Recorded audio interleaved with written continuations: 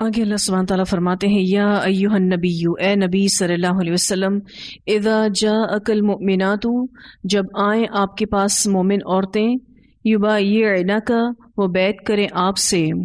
امتحان کے بعد ان مہاجر عورتوں کو اور عام مسلمان عورتوں کو بیعت کا حکم ہوا، اور یہ بیعت صرف نبی اکرم صلی اللہ علیہ وسلم ہی لیں گے، کیونکہ اس آیت کے مخاطب رسول اللہ صلی اللہ علیہ وسلم ہیں۔ اعلیٰ اوپر، ان اس بات کے، لا یشرکنا کہ نہیں وہ شریک ٹھہرائیں گی، باللہ اللہ کے ساتھ، شیئن کسی چیز کو، ولا یسرقنا اور نہ وہ چوری کریں گی، ولا یزنین اور نہ وہ زنا کریں گی، ولا یقتلن اور نہ وہ قتل کریں گی، اولادہن اپنے بچوں کو، ولا یأتین اور نہ وہ آئیں گی، ببہتان کسی بہتان کو، یفترینہ گھڑ لیں اس کو، بین ایدیہن درمیان اپنے ہاتھوں کے، وارجلہن اور اپنے پاؤں کے، یعنی دانستہ طور پر، ولا یعصینک اور نہ نافرمانی کریں گی آپ کی، فی معروف کسی معروف میں، فبایعہن تو بیعت کر لو ان سے، واستغفر لہن اور بخشش مانگو ان کے لیے اللہ سے، ان اللہ بے شک اللہ تعالی غفور رحیم ہے۔ جن گناہوں سے اجتناب پر اس آیت میں بیعت لی جا رہی ہے یہ سب کبیرہ گناہ ہے۔ ان میں سب سے پہلے شرک آتا ہے، یہ بالخصوص اللہ کے حق سے تعلق رکھتا ہے۔ باقی آپ دیکھیں تو سارے ہی وہ گناہ ہیں جس پر حد جاری ہوتی ہے، جیسے کہ ولا یسرقنا اور نہ وہ چوری کریں گی۔ اس بارے میں ایک روایت بھی آتی ہے، سیدہ عائشہ رضی اللہ تعالیٰ عنہ بیان کرتی ہیں کہ ام معاویہ ہند بنت عتبہ نے عرض کی، اے اللہ کے رسول صلی اللہ علیہ وسلم، ابو سفیان کنجوس آدمی ہے، وہ مجھے اتنا نفقہ نہیں دیتا جو میرے اور میرے بچوں کے لیے کافی ہو، لہٰذا اگر میں اس کے علم کے بغیر اس کے مال میں سے کچھ لے لوں تو کیا مجھے گناہ ہوگا؟ آپ صلی اللہ علیہ وسلم نے فرمایا، اس کے مال میں سے دستور کے مطابق اس قدر لے لو جو تیرے اور تیرے بچوں کے لیے کافی ہو۔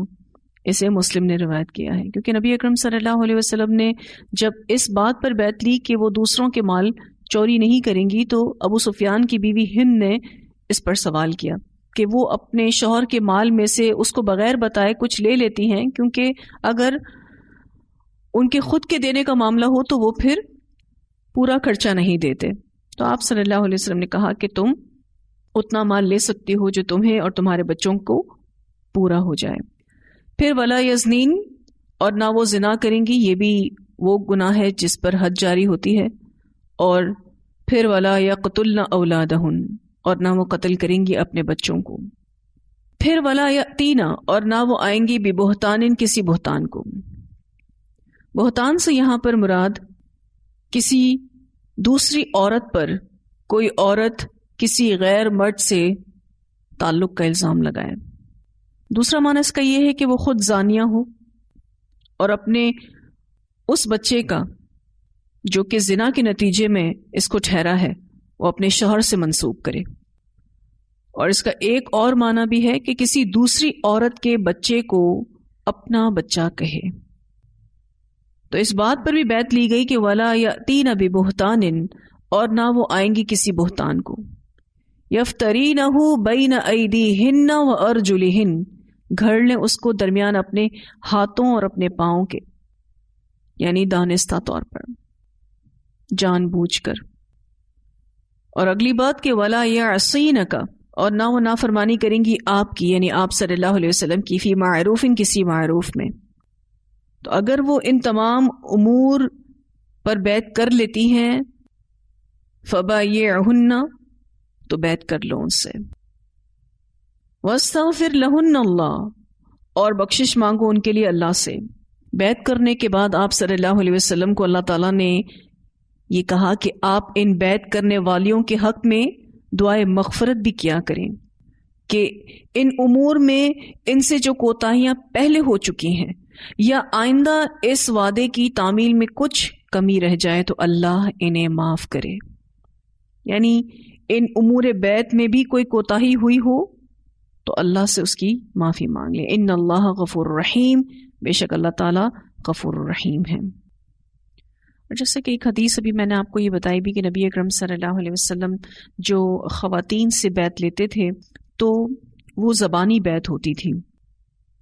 بخاری کی روایت میں نے آپ کے سامنے ابھی پچھلی آیتوں میں رکھی کہ سیدہ عائشہ رضی اللہ تعالیٰ عنہ فرماتی ہیں کہ جو عورتیں ہجرت کر کے آپ صلی اللہ علیہ وسلم کے پاس آتیں، آپ صلی اللہ علیہ وسلم اس آیت کے مطابق ان کا امتحان لیتے، پھر جو عورت ان شرطوں کو قبول کرتی آپ صلی اللہ علیہ وسلم زبان ہی سے فرما دیتے کہ میں نے تجھ سے بیعت کی.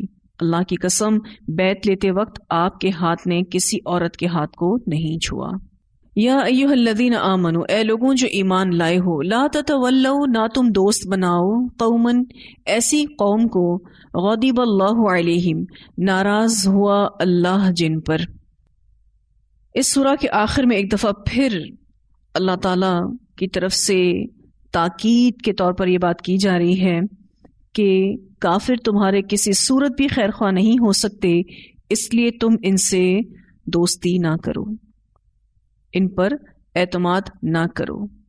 کیونکہ یہاں پر یہ کہا جا رہا ہے غضب اللہ علیہم، اللہ ان پر ناراض ہوا ہے. تو جن سے اللہ ناراض ہو تو اللہ کے دوست بھی ان سے ناراض ہوتے ہیں. قد تحقیق یئسوا، وہ مایوس ہو گئے، من الآخرہ، آخرت سے، کما جیسا کہ یئس الکفار، مایوس ہوئے کافر، من اصحاب القبور، قبروں والوں سے.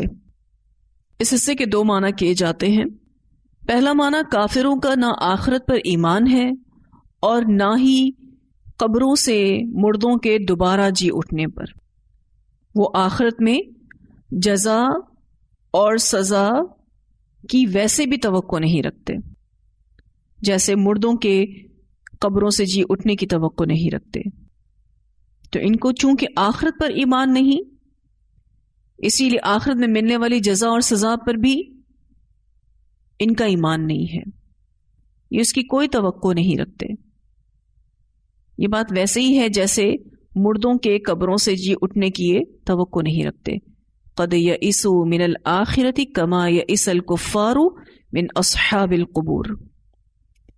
اس کا دوسرا معنی یہ کیا جاتا ہے کہ جو کافر قبروں تک پہنچ گئے ہیں، حقیقت حال ان کے سامنے کھل کر آ چکی ہے، اور آخرت میں وہ اللہ کی رحمت اور مہربانی سے ایسے ہی مایوس ہو چکے ہیں جیسے کہ یہ کافر آخرت کے قیام سے ہی مایوس ہیں.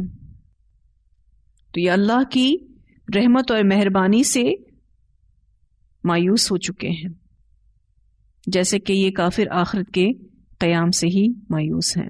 دونوں مطلب درست ہیں، کیونکہ جو کافر قبروں تک پہنچ گئے ہیں، حقیقت ان کے سامنے کھل کر آ چکی ہے، ان کے سامنے یہ سب کچھ آ چکا ہے کہ ان کے کفر کی وجہ سے اب اللہ تعالیٰ کی ان کو رحمت اور مہربانی نہیں ملے گی. تو آخرت میں اللہ کی رحمت اور مہربانی سے ایسے مایوس ہو چکے ہیں جیسا کہ یہ کافر آخرت کے قیام سے مایوس ہیں.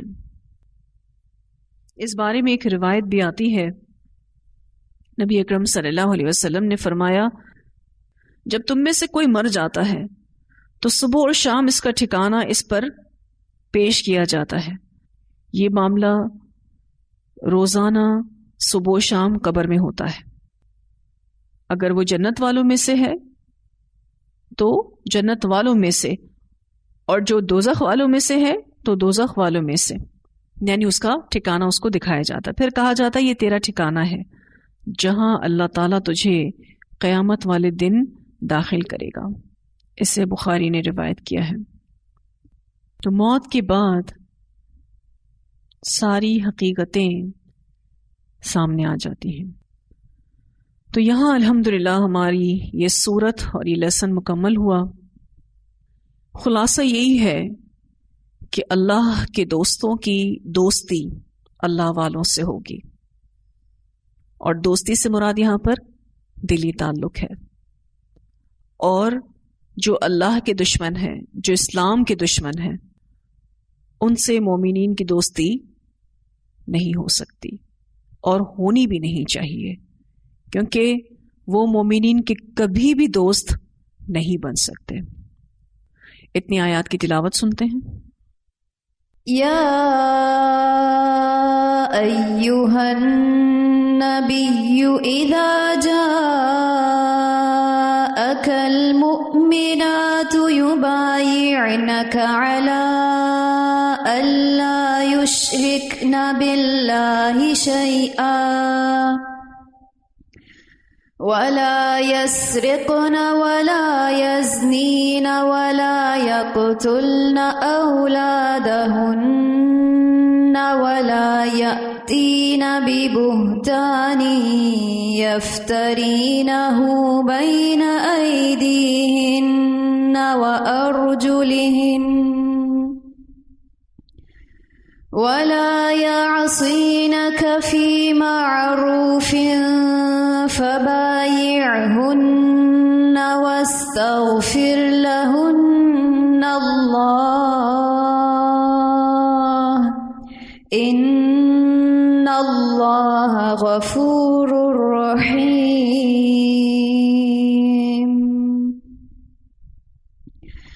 يا أيها الذين آمنوا لا تتولوا قوما غضب الله عليهم قد يئسوا من الآخرة كما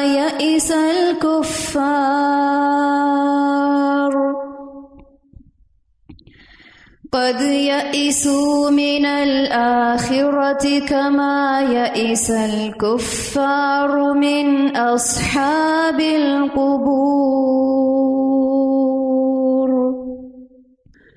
تو الحمدللہ ہمارا یہ لیسن مکمل ہوا۔ وآخر دعوانا ان الحمد للہ رب العالمین۔